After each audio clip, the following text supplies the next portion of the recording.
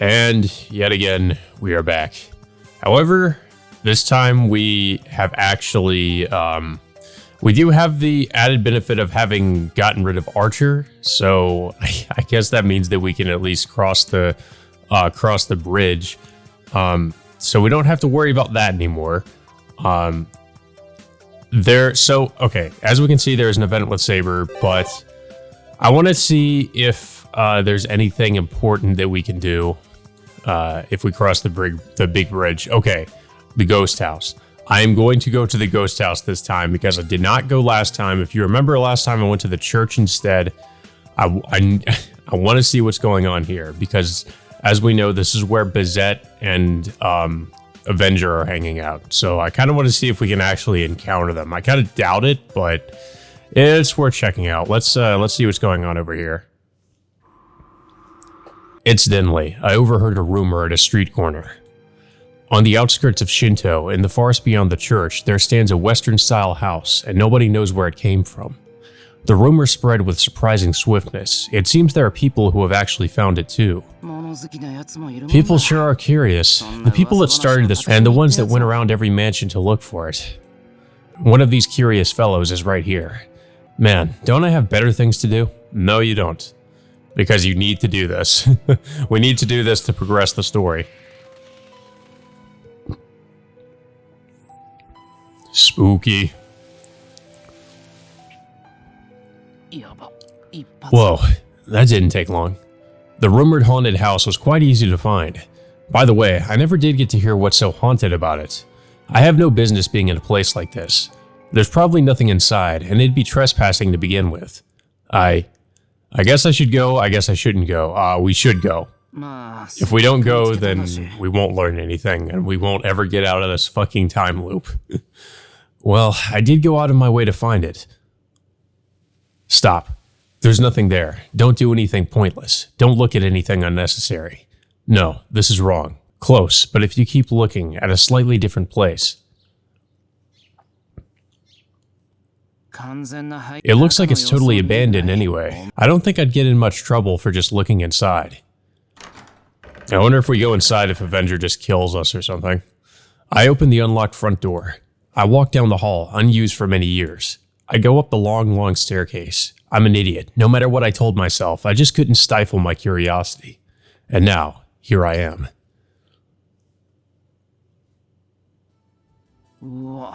Wow, it's so normal, it's amazing. Here I am, going through all this trouble for nothing. It sure is clean for an abandoned house. I wonder if there's a caretaker coming by to clean the place once in a while. I examined the dust on the floor. Judging by the amount that has piled up, it's been around 6 months since the last time the house was used. You've got to be kidding me. I mean, no evidence remains here. It was so cluttered, yet where did it go? All traces of life have been completely erased. There's nothing suspicious in the least here. Wow, so we ended up finding nothing? The unknown servant and unknown master never existed to begin with.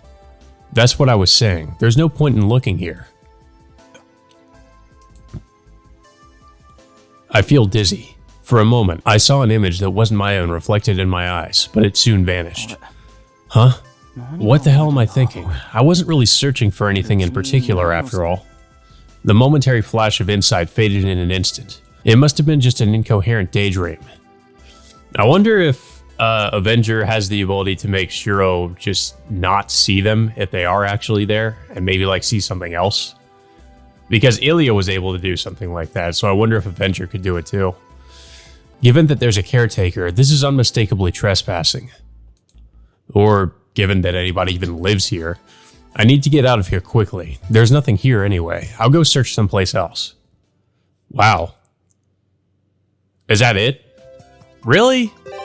What was the point of that? Like, okay. So there was nothing there. All right. Great.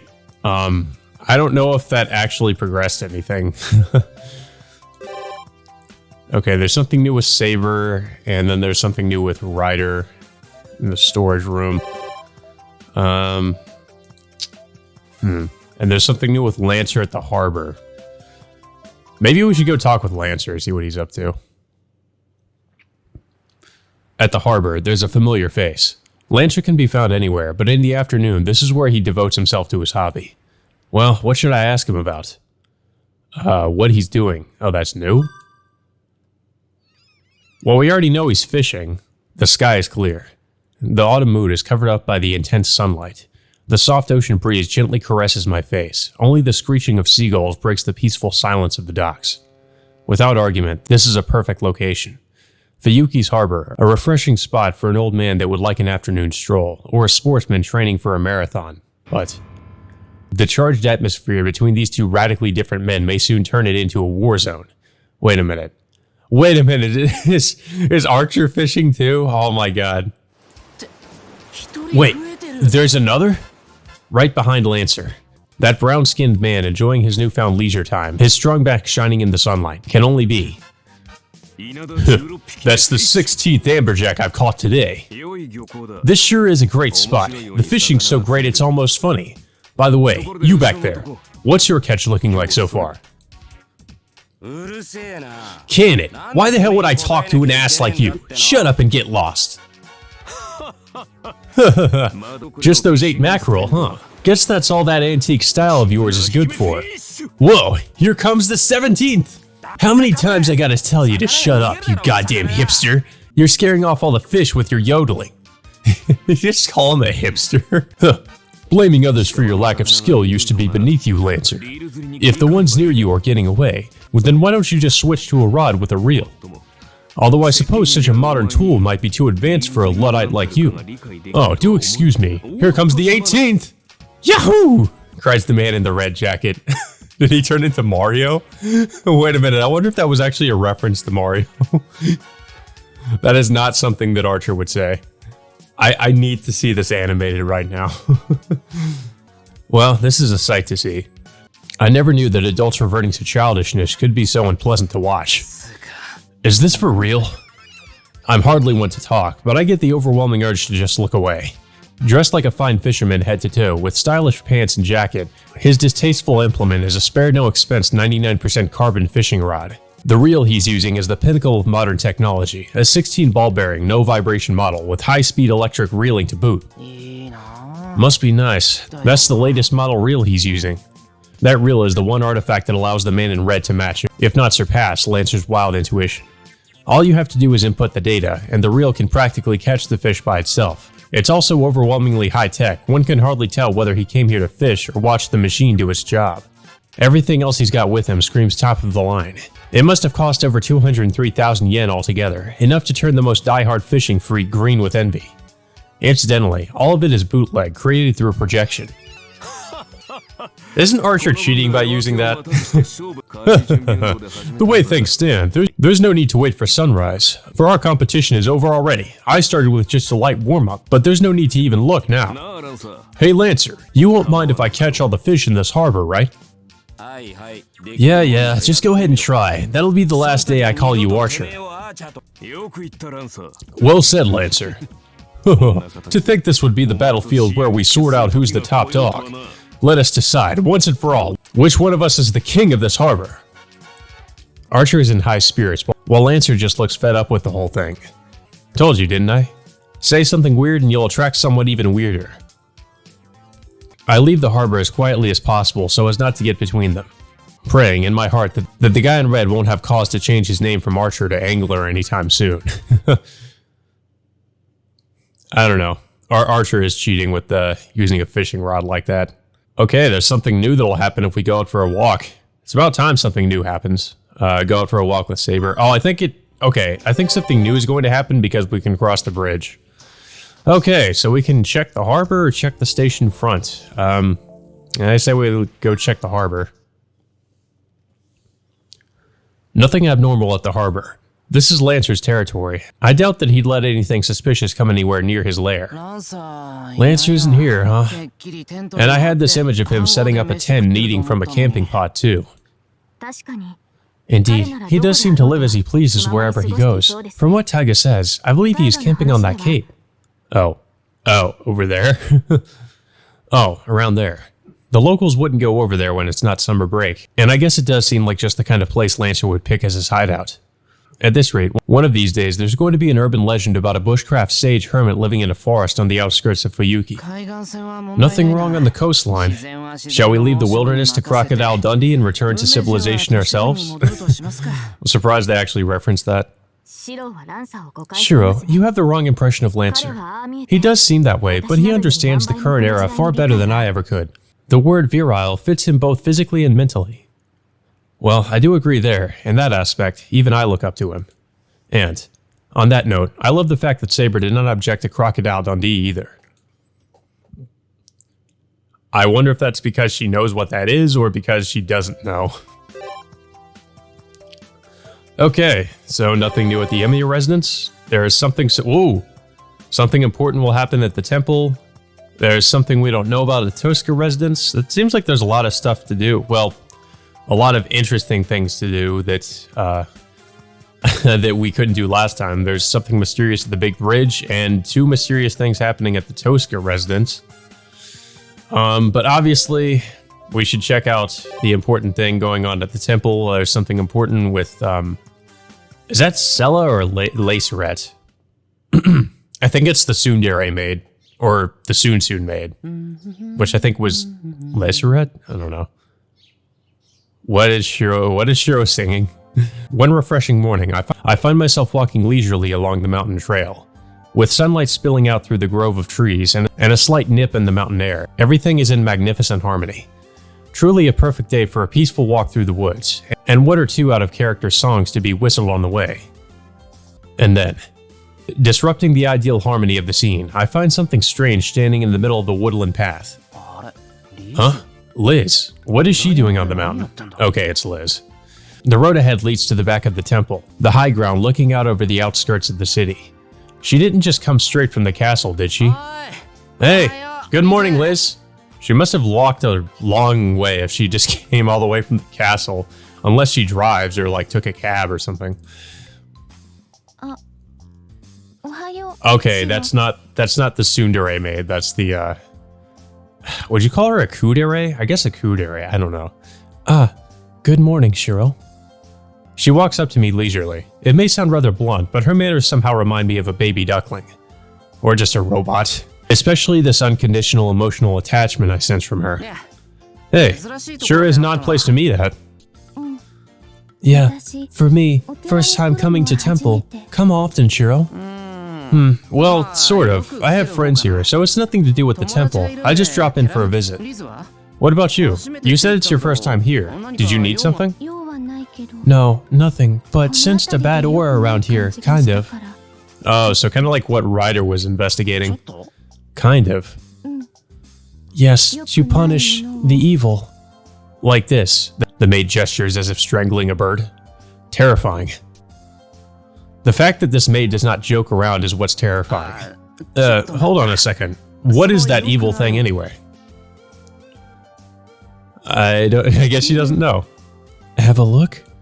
She just skipped over a few lines in this dialogue. If possible, I'd like to ask what that dangerous thing is before seeing it. Can it actually be seen? Maybe? Wanted? And again, she skips a line, if not a whole paragraph. We're now at the top floor, standing at the very edge of a communication cliff. Do you have it? Found it there. I looked thinking maybe enemy of Ilya, but has Ilya sent too? Mystery. Here, she stretches out her hand. Thanks. Without thinking, I take the object. Oh god, what did you just grab? Some kind of a picture card, I guess? I ended up getting something like a tarot card made out of a piece of cloth, it seems. Is that like one of the servant cards from the Prismalia series? Did you find it around here? Was buried in ground. Definitely something ancient, over 200 years. What? Even older than the Holy Grail War? Then it's got to be a highly valuable archaeological artifact. Well, I'm not too sure about the over 200 years part, but let's leave it at that. Thanks, Liz. I'll gladly keep it. Is that really okay? Yep. Meeting with Shiro must be fate. If Shiro likes it, I'm happy. That took me by surprise. Because she has a limited range of emotions, a statement like that from Liz has some serious destructive power. Then I go back to the castle. Shiro too, come play at the castle soon. Back the way she came. No, she just goes straight into the woods. I don't want to think about it, but it does look like she just walked all the way from the castle. Yeah, see you later, Liz. Yeah, but be careful, Shiro. That definitely brings misfortune if keeping it. Wait, so it is a cursed item after all?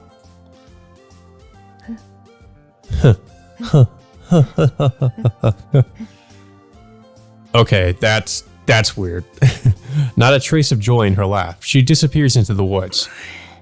What do I do with this? I stare at the mysterious card. Well, it's got to be useful for something, right? And anyhow, I'm sure an even worse disaster will come if I just throw it out. For now, I just slip it into my back pocket and try to forget about it. I have to wonder what the hell that is. Obtained an odd picture card. Cannot decipher the meaning in its current state. Search for the one who can as you see fit. Well, who the hell can? I guess we'll have to find out. There's something mysterious in the woods. Let's go back to the streets. Okay, so there's something new at the school and the Amiya residence. Oh, Castor's at the station front. Let's see what's going on at the school. Student council. Let's go talk to Castor. Did we get all of them? It does look that way. Writing something down in his notebook, Issei nods. Preliminary arrangements for the cultural festival. It's a holiday, yet here we are in Shinto, ordering materials and approaching the participating stores. I'm supposed to be advising Issei on issues he's unfamiliar with, food, construction materials, and so on, but I sure didn't think there would be this many stores offering help.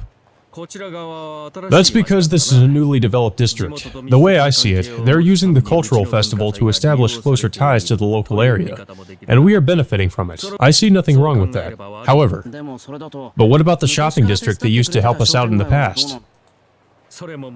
That is not a problem either. Many of the favors we receive fall outside the scope of the shopping district. Well, there certainly is a large variety. With that, despite being brought along under the title of an advisor, I'm starting to wonder just how useful I'm going to be.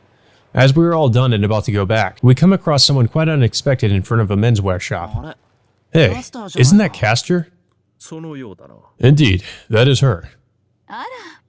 Oh my, the boys are here. For some reason, Issei frowns a bit. Castor, on the other hand, looks to be in a particularly good mood. Boy, is it really alright to go with a male friend of yours and leave your saber all alone? Is that what you're supposed to say when you bump into someone? No matter what mood she's in, Castor is still difficult to handle. Speaking of which, is it okay for you to leave Kazuki-sensei like this? An attempt to keep this rubbernecker's long nose out of the other's business. Sure it is, because I'm going shopping for Soichiro-sama today. Ugh, a completely futile one. Wait, so that's her reason for being in a good mood? No, she's pretty much always in a good mood when she's talking about Kazuki. Shopping, for brother Soichiro, I see. Issei is clearly relieved. Issei, does the fact that she's shopping for Kazuki-sensei really make you that happy? No, nothing of the sort. Please don't ask. Alright, I nod. By the way, Castor, are you still buying clothes like the ones before? I mean, the stuff that won't even be worn. Are you just keeping it at the temple? Emiya! You do? Yeah, she did say she wanted to dress Saber up and all that. Oh god, is this about her Saber obsession? The stuff with lots of frills and whatnot. At this rate, even Ilya may be in danger. Better not let Castor near her. No. Well, it is her hobby after all. It's not like I should be interfering. Is that so? There's a delicate atmosphere between the two of them. Same as Fujine back when Ryder came to live with us, living under the same roof, yet not quite getting along. Speaking of that, didn't she bring up her marriage with Kazuki-sensei at some point? But before that. Say, Castor, did you really marry Kazuki-sensei officially? Ah, caught off guard she is. What the hell is that face? Boy, just what could you possibly mean? Hold on, hold your horses. No need to kill me just yet. I meant no sarcasm. I thought, well, it's been a while now. Aren't those two going to marry soon? Just a bit of encouragement from the sidelines, you know? Oh, I did not expect support from you, boy. Anyway, my thanks to you. She's shy, definitely just shy. You should reserve your gratitude until the happy end. So, how was it? Did you have a wedding ceremony and all that? That is not what I want. We officially became husband and wife on paper, but there won't be a ceremony. Not to mention she's a servant and she's just going to disappear, but I guess considering they're in this time loop, they'll just be, in a way, they'll be together forever. Reikon-san did recommend it though. It's all rosy, yet an air of unhappiness is looming over it. Due to Castor's past, she now fears wishing for too great of a fortune. Well, at any rate, on paper, hold on. You don't have any documents, do you? I lower my voice. Things might get difficult if Issei overhears the question. Do not worry, boy. Rest assured, there are no problems. That's good to hear, but you didn't just brainwash somebody at the office, did you? I did not. It is an issue easily settled with money. Oh my god. If it bothers you, ask the supervising lady about the sudden increase in her savings account, for example. Okay, pretend I never asked. That would be wise. I admire your sense of danger. She laughs. Somehow, the two of us are now able to just talk casually, despite being pretty much incompatible with each other. Emiya, I've been wondering for a while now, is Castor-san an acquaintance of yours? Huh? Well, yeah, a lot has happened. That's one way of saying it. And a lot which I can't let him hear about. Quickly exchanging glances, it seems that Castor feels that way too. Shall we get going, Issei? Right. In that case, we will see you later, Castor-san. Yes. Leaving her at the storefront, we depart. How shall I put it? Life at the Ryudo Temple sure is tough, in its own way. What is it, Emiya? Oh no, it's nothing. I should pay them a visit one of these days. Is that our next thing to do? Go to, the Ryudo Temple? Then we get another wallpaper. Okay, well, there's one last place we can go to with Saber, which is the station front. Hopefully there'll actually be something happening here. There aren't that many people in front of the station. Evening rush hour is long since over. From what I've seen, no more than one person exits the station every half hour. But even though there aren't many of them, pedestrians do pass by, and that's the problem. Shiro, is something bothering you? You keep pressing your hand to your forehead when you look at me. What worries me is this. Luckily, there was hardly anyone out in Miyama, but in front of the station, an outfit like this stands out too much after all. They'll just think she's into cosplay. Never mind, there doesn't seem to be anything unusual here. Let's go somewhere else. But we have only just arrived. In the past, we would have patrolled through the office districts and even gone as far as the factories. It isn't like you to be so lax in investigating, Shiro. What happened to your usual, almost neurotic thoroughness? I mean, you're right, but I know it's not like me. But it's hard to feel motivated to go out and search to find out what it is we're supposed to be searching for. I wonder what Saber thinks of that. Say, Saber, what do you think of these patrols? I do not think of them. I work to help you above all else. I do have many worries about the anomalies in the city, but I do not think it is one that bears the city itself ill will. Rather, these anomalies are all... And she says no more, but lapses into a meaningful silence. Saber? Oh, come on, tell me. You're not Tosaka. Don't just stop there out of spite. No, that was not my intention. Say there is an enemy, and one bearing a tangible ill will. I cannot help but feel that it is directed entirely at you, Shiro. Just as Archer shot at you, I believe the other servants may target you as well. But they haven't really shown any hostility towards us like Archer. Gah, I mean, that'd be frightening, but you do know I already talked to the others, right? Most of them said they don't want to fight, so I think I should be safe. Well, the only exception was Archer. It seemed like he was hostile to me alone. I see. So Archer viewed only you as an enemy. Saber is briefly lost in thought. Shiro, we must proceed with our investigation. We found no anomaly in Miyama, but there must be somewhere in Shinto where the seams have frayed. And with that said, Saber marches off towards the plaza, her steps suddenly a lot more determined. An assertive Saber is a scary sight, but having her walk around looking like that is just as frightening. To stop her when she's in that state would take a Herculean effort. Oh well, might as well get down to business and take a look around the office district. I'm guessing they found nothing. And that was the last place we could look, and there was nothing there. Great.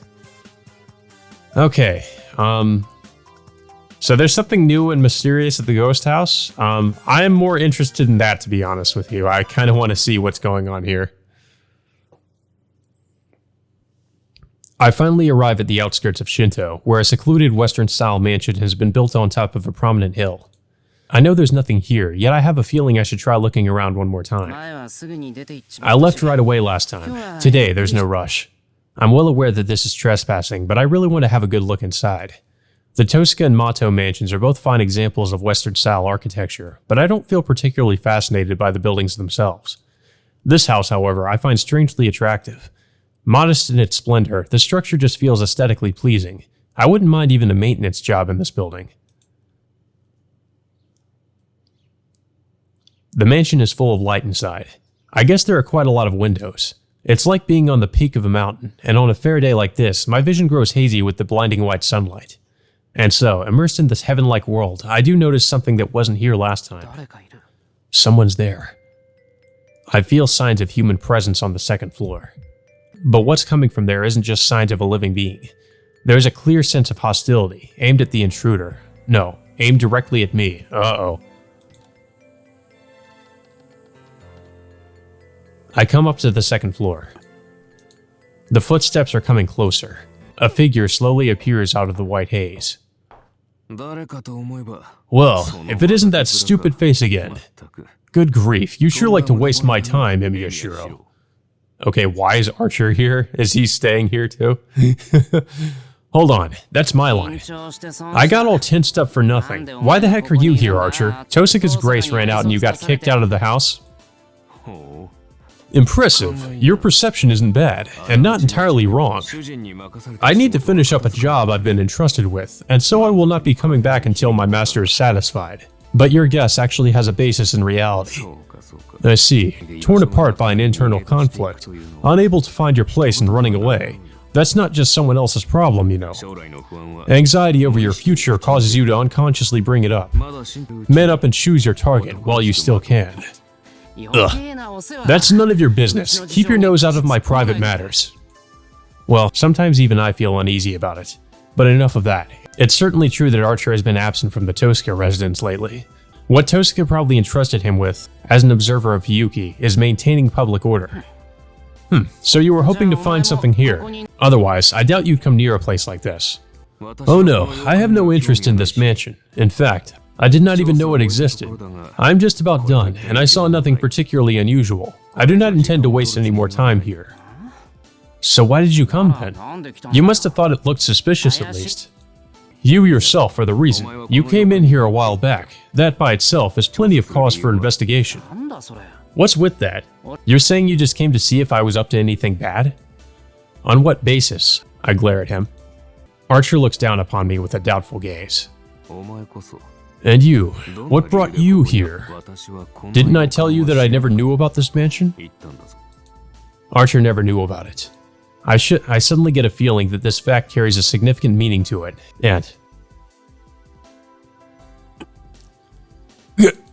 I'm blinded by the strong sunlight. Oh well, it will become clear eventually. I came expecting to find some clues, but judging by the looks of you, this wasn't the right place.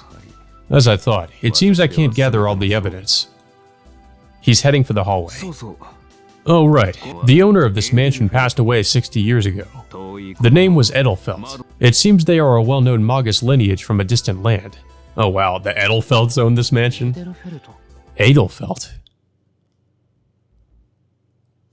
That name, I'm sure I've heard it somewhere. I do not care what you are looking for, but if you find something new, do tell.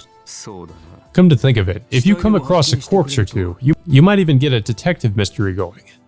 He disappears, leaving nothing but a bad taste behind. What's up with that guy? Like hell am I going to tell him, even if I do find something? thus making sure to have the last word. I resumed the search. Well, if Archer couldn't find anything, the odds of discovering new clues myself are pretty slim. Well, yet again, there's nothing really going on there. Oh hey, guess who's at the shopping district? Let's see, what's going on is there something important going on anywhere? Nope. Nope, just new things to do at the school, and not really much else. Alright, let's see what this girl's up to. I forget what her name is. Looks like I'll have to bear an extra load of tissue and toilet paper. While not that heavy, it still means only one free hand. And I have the spoils of war from the last grocery and meat store raids on top of that too. I sure wish somebody would have come along to help carry all this. For large-scale shopping, Ryder is the best bet. The problem is all the glances she gets while carrying a mountain load of goods sometimes. Well, guess I only have the tofu and rice shops left. Those will be pretty heavy, and I wouldn't mind having a backpack, as I contemplate about the touch of the post-war reconstruction period in this process. Oh, an odd person in an odd place. Himuro Kane, 3rd year, Class A. Madame Himuro, as they call her. Okay, Himuro, that was her name. Running high jump ace of the track and field club. One heck of an eccentric student. Yeah, that's definitely one way to say it. She is pretty eccentric. That's the girl that has her eyes fixed on me right now. Yo, fancy meeting you here, Himuro. How do you do, Emiya? This is your sphere of activity, isn't it? She nods to herself. Himuro-san, not a single ordinary thing about her, yet still somehow normal, is the odd description I got from Tosaka. I see. It looks like the rumors were true. Huh? Rumors? It's widely believed that you are the house husband of the Emiya household. Don't worry, it started all the way back in 2nd year. Himuro's revelation does come a little too late. Not that it's incorrect, but I have a feeling that a rumor like this has more than a little effect on a guy's reputation. That's not exactly false. At this rate, I may end up raising children too. I do think it suits you well. For example, Yukika is kind enough to look after her younger brother, and I'm sure that you, Emiya, are kind enough to handle childcare. Saigusa, huh? Himuro, Saigusa, and Makidera together make up the track and field gang. The ringleader I may have a problem with, but her friend Saigusa is a genuinely good girl. So, are you out shopping? You sure have a lot of energy. Food costs a lot, no matter how you look at it. Buying in bulk is the only way to make ends meet. The 3 of us are always there, increasing to as many as 6 at times. Unlike the good old days, a systematic approach to shopping is now necessary. Are there really that many mouths to feed at your household, Emiya? There sure are, and besides, 3 of them really like to eat.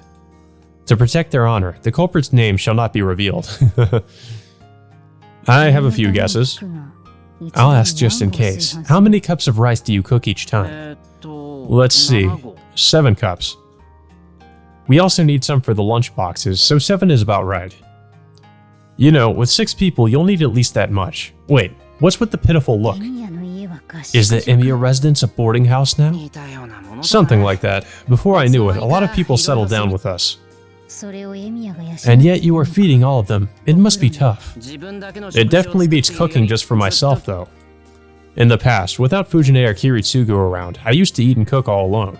I'll take the hustle and bustle over those plain weary times any day. So, are you also out shopping, Himuro? Do you cook? Which one should I reply to first? Well, how about the cooking part? I would not say that I cannot, but I'm not exactly good at it either. As sad as it is, I'm afraid I would lose even to Makidera. Huh, I'm surprised. Or rather, I'm even more surprised that Makidera would actually cook. Kaede is a very delicate girl in that regard. She's the kind that would do almost anything for the rare person that manages to befriend her. What's this? Turns out that Homurahara's wild beast, well on her way to becoming Fujine number 2, has been hiding that side of her all along. Well, it's not like that affects me in any way. And then the second part, the question about whether I'm shopping or not, is a miss. Seeing how nice the weather is, I'm simply out for a stroll. I see. That's pretty unusual.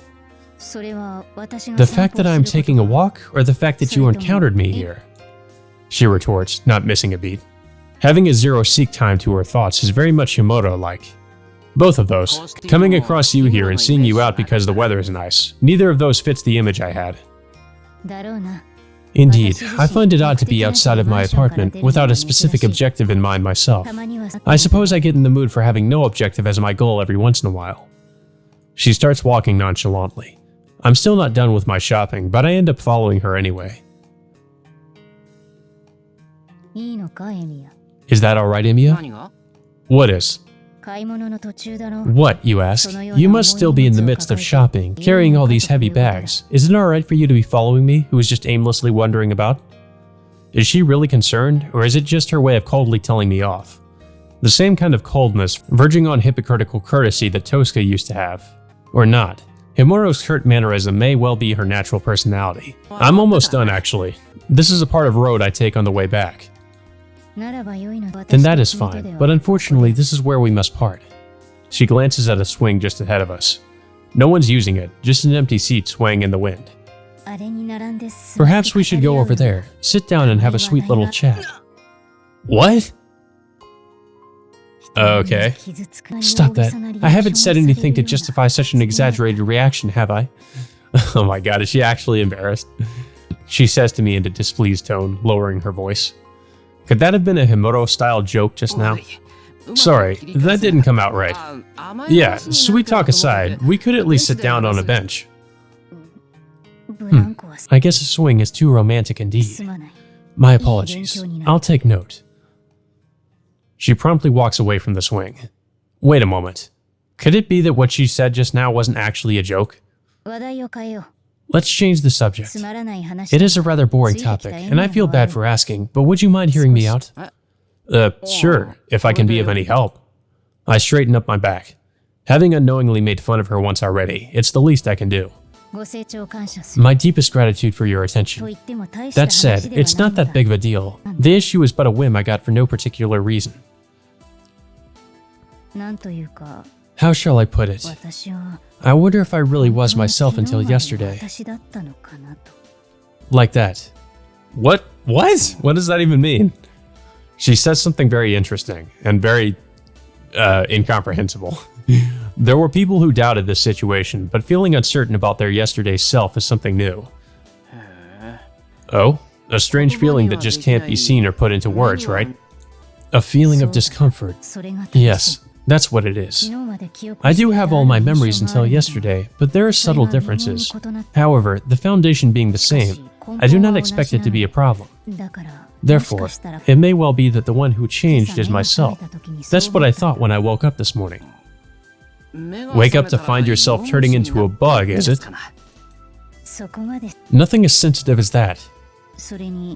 Besides, while it's not something that can be seen, it can still be put into words. I am well aware of the specific cause of this discomfort. Now that's a surprise. An uneasy feeling tends to be uneasy exactly because it is unknown. Yet according to her, she can actually tell exactly what is wrong. So, what is it? Well, it's rather difficult to talk about. Say, Emiya, have we ever had a friendly chat like this before? That's because we're, how to put this, rather like a pair of lovers. Madame Himuro murmurs quietly. Huh? In the blink of an eye, all my mental tension collapsed. It's a bit impolite to the girl in front of me, but her girl-like strength is beyond just surprising. It's downright admirable. Yeah, that definitely caught me off guard. What? Why are you suddenly covering your mouth like that? I was dead serious. I'm not trying to joke around. It's just funny, I mean. Himuro, you are awesome. I'd like you to have a round of applause. Whatever. It was foolish of me to speak with you. Emiya, forget what I said. You should get going with your shopping. You have many mouths to feed at home. I shall stop with this out-of-character business and go back to Semina. I've no intention of stopping her. Her vigor rivaling Makadera's, she runs toward the park entrance. I mean, walks. I think it was probably runs. Then, fare thee well. I can appreciate how Kaede feels this time. From now on, you should consider your enemies to have increased by 2. Sorry, I'm telling you. Hey, wait up, Himuro. What's done is done. Farewell, Emiya. Whoosh, there she goes. Himoto Kane, power walking away faster than a wheeled vehicle. That was my bad. That's unfortunate. It sounded quite intriguing. I wouldn't mind hearing the rest. Was that like her way of trying to confess? Like, what the hell was that? X block Himoto the love detective now open. What? I do not know what I guess that's a new thing we can do. Okay, so something else will happen if we go for a walk. Where to now, though? Oh, the church. Okay. We haven't checked the church. I had a feeling that by doing this, things could finally begin. I'm walking up this familiar hill, looking up at the sharp moonlight. I'm almost blinded. It might be because the stars are dark tonight, or maybe the moon just happened to be close. Below the tranquil empty sky, so close that I could touch it if I stretched my arm out, two silhouettes await our arrival. A servant. Saber reacts instantly. She runs out in front to guard me, and raises her invisible sword. Oh. There's Bizette. We meet again, Saber. No, I suppose this would be the first time for you. I stare fixedly at the Magus, utterly stunned. Were you the only one to come? I have no idea of your intentions, but dealing with one servant is all the better for us. I have already defeated the other servants. Now, I shall defeat you and check the king. Sparks run through Saber's body. Her fighting spirit has flared up. She must know what that Magus says is true. You defeated the other servants? No. You and your master, as well as the Einsburn master and her servants, still remain. Once I defeat you, I will attack the Einsburn castle and obtain the Holy Grail. Yeah, good luck with that. Saber's readiness to fight has changed to open hostility. Wait, I mean, she didn't mention if she defeated Lancer or if she defeated Caster or, I mean, there are other servants too. What about Archer? She sees the woman before her as nothing but an enemy, and is now waiting for me, standing behind her to give the order. I guess you can't count them since they're not really participating in the Holy Grail War this time, or at least Archer isn't. I guess Lancer really isn't either. I mean, Caster's not, so I don't know, like Archer was, so I mean, there's not as much competition this time. Namely, destroy our foe. But surprise has forced the gears in my head to a standstill. Forgetting even to breathe, I take in the scene before me. So there really was another master we never knew about. So there really was someone trying to continue this war. So she really was in the city. She definitely isn't an illusion. But it doesn't make sense for her not to be. This doesn't add up. There are too many contradictions. Yes, that's right. And furthermore, if that woman really exists, then standing beside her. Finally, my turn to shine, huh? Time for a rematch. Let's give it everything we've got, Master. There must be an eighth servant. What? Are you a servant? Saber's surprise is warranted. The servant that appeared isn't a somebody, but rather a something. Its presence is unnaturally powerful, and its reality is unnaturally lacking. Just looking at it is revolting. To speak to that thing, to be together with that thing, much less trust in that thing, isn't humanly possible. Allow us to introduce ourselves. I'm the master dispatched by the association, Bazet Fraga Mikromitz, and this is my servant, Avenger. The faceless, featureless silhouette grins. Even without a face, the expression of his emotions is clear. So, a mano-a-womano fight it'll be. Don't get in the way, Master. I've got good chemistry with Saber. I can handle this all on my lonesome without your support. Thanks ever so much. Very well, but be sure to pull back when the time is right. It is impossible for you to finish off Saber. Give me a good fight. At the very least, get her to the point where she has to use her noble phantasm. A thunk resounds by Bizette's feet. She has dropped the container she was carrying, and a leaden sphere rolls out. That thing, which I can't see as being a weapon no matter how I look at it, floats off the ground and into a diagonal orbit around Bizette. Should we take it for some type of defensive mystic code against servants? The crystal circles around Bizette as if to protect her, glowing with a dim light. Let the battle commence. Ready your sword, Saber. This time, my servant and I will defeat you. Leaving her servant to the front line, Bizette steps back. Huh? That's not right. Her combat style isn't supposed to be like this. Hold on, Saber. That's...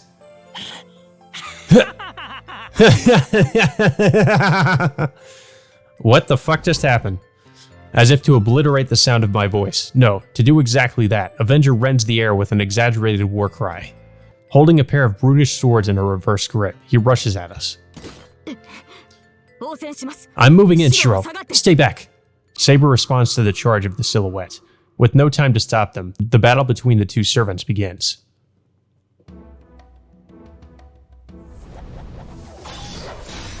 Saber and Avenger.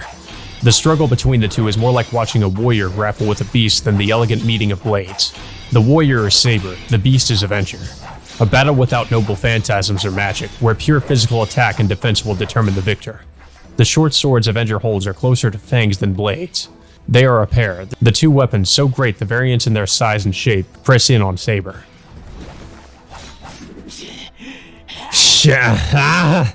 A furious whirling dance of swords, where blows fly like shrapnel.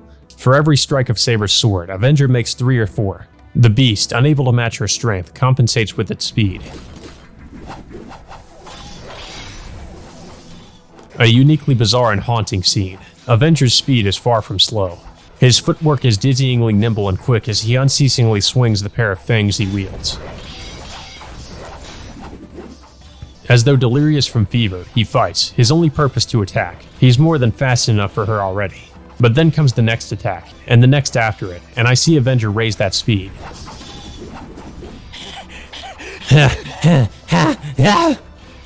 His eyes are bloodshot, his breath comes in ragged pants from the lack of oxygen. His body screams that anything more than this will be impossible.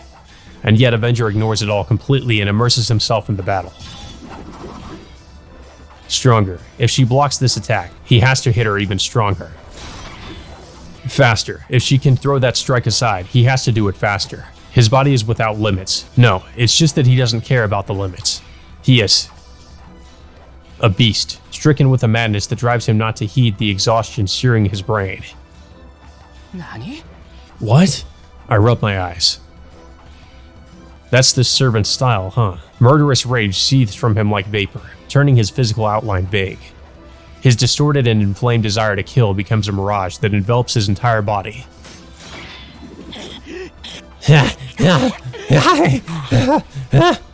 The speed at which Avenger's short swords strike their foe has already increased countlessly, 100-fold or more, since the battle began.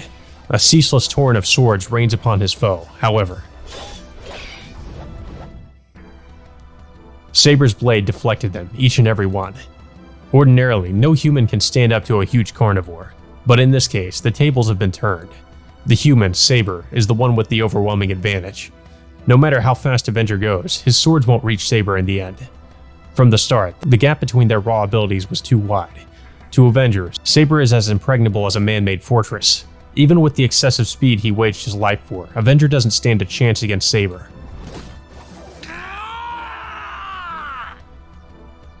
The beast roars. Knowing that he won't reach her, that he's no match for her, he continues to charge towards destruction. Saber remained on the defensive not because she was waiting for Avenger to burn himself out, but to see how he would play his hand. There is no purpose to this rampage. Our enemy is also a servant. If his basic stats are low, what we need to watch out for is his noble phantasm. Knowing that, she was gauging Avenger's power, but that too is now at an end. Judging that Avenger has no trump card, Saber begins her counterattack. But what interests me is the master. She's monitoring the fight from a distance, just like I am. She's an excellent magus. There are plenty of ways she could be supporting her servant, so why is she only looking on? What is that sphere floating behind her? Ha! Saber's sword flashes. With one swing of her sword, she will perform the last rites to end this rampage. As she brings it down, the malformed blades of his short swords catch it. A sword breaker? Short swords like this are usually used for that purpose. Yeah, but how are they going to break Excalibur? A weapon designed not to rend, but to stop the blade of the attacker's weapon. Or maybe it's not to break, but to just stop it. Ha! You finally took the bait, you moron!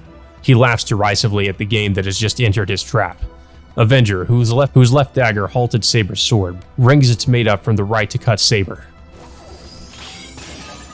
Huh?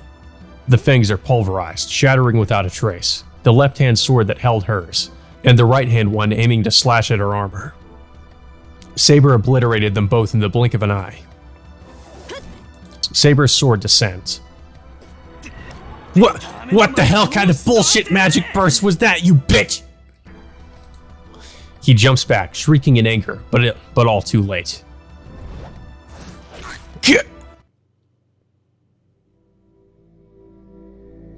Even after being dealt a mortal wound, the beast sneers. Her last blow laid him open from his right shoulder to his waist. A wound that would bring him to the verge of death, rendering him completely incapable of further combat.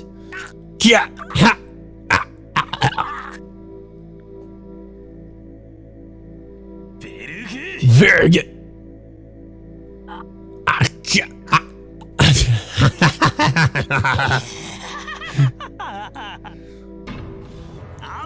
Avesta!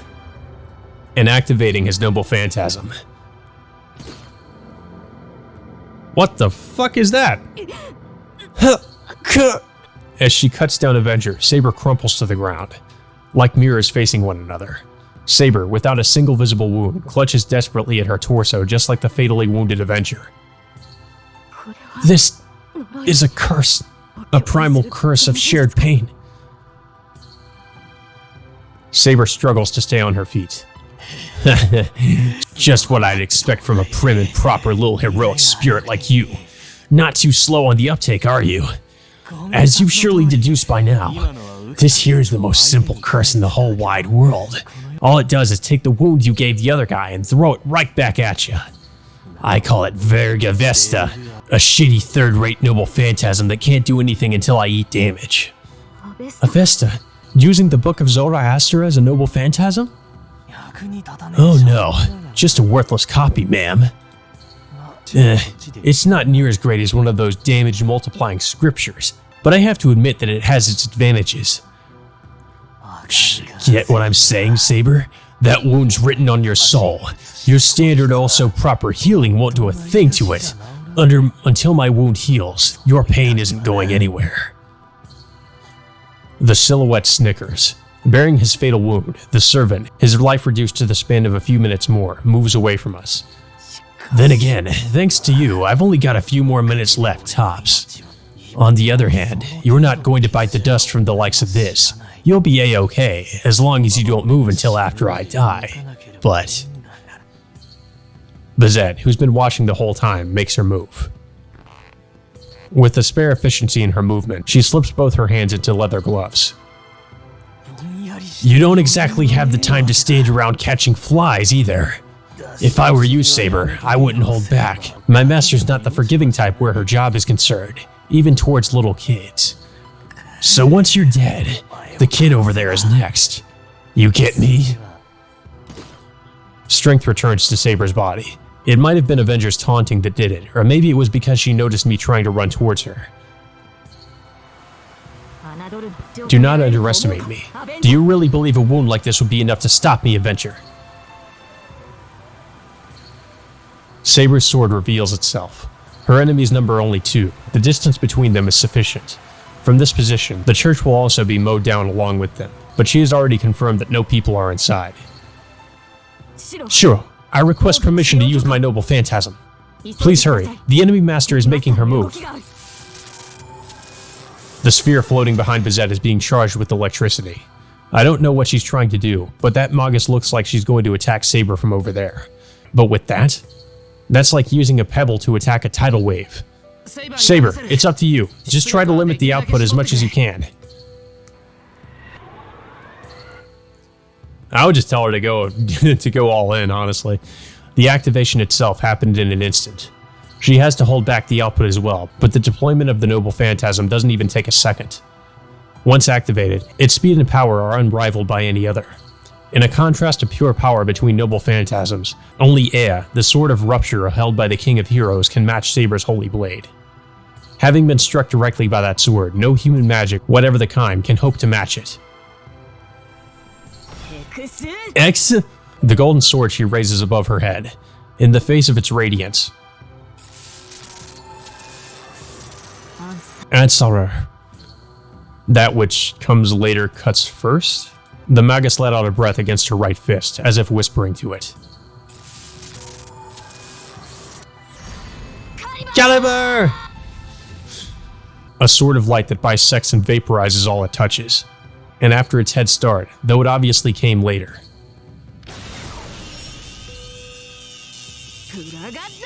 Fragrak! Bazet Fraga Mikramitz's noble phantasm is activated.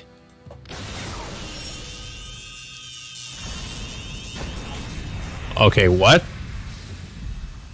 I swear, if that can somehow pierce through Excalibur, like, I have no idea how we're supposed to defeat these two.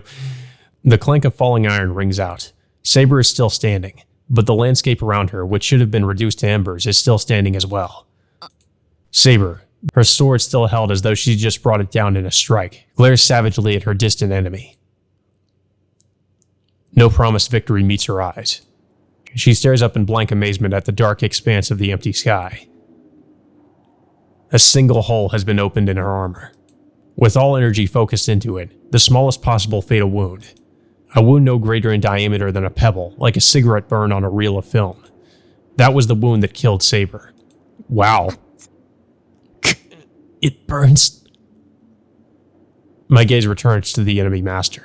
The attack has burned her leather gloves away. Grimacing in pain, the magus licks the back of her right hand. Probably because the sphere was a single-use weapon, it lost its metallic color once fired. Fragrak. The short sword of the war god Luk, told in Celtic mythology. The legend tells of a sword that would launch itself from its sheath without its user having to touch it, and cut down all opposing it before their swords could be drawn. Saber's noble phantasm, which had struck first, and the sword of light which followed it. The victory should have been Saber's. But Fragrak was fired at a speed even faster than that of Excalibur, and didn't just defeat Saber, but cancelled Excalibur's light. It can do that? Unfathomable. What their magic theory could craft this miracle is far beyond human understanding. Only one thing is clear. So we have a weapon that can cancel out noble phantasms. I don't know if that's not broken, I don't know what is. That mystic code is a match for the noble phantasm of a servant, able to cut them down head on, the ultimate counter code.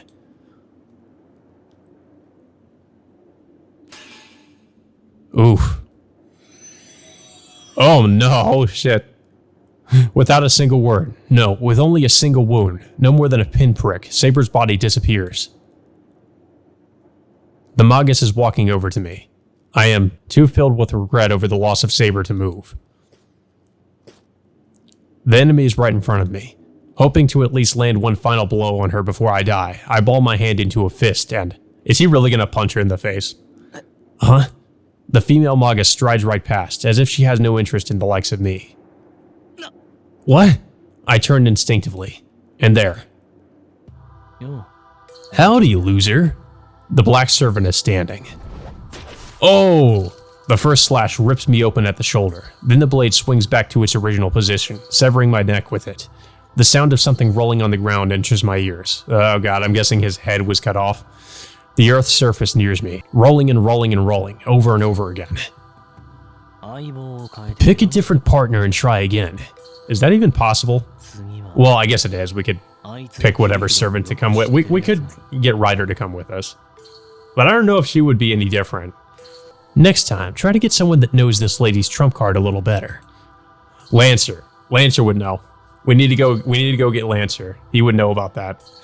The black servant didn't speak in mockery. His words were straightforward advice. It's as if he's the one who really wants to kill her. I'm blacking out. The moon is revolving like a skull. And thus, the error-riddled Holy Grail War, without ending, sends out the next runner. Yeah, time for another Shiro to enter the ring. Dead bad end.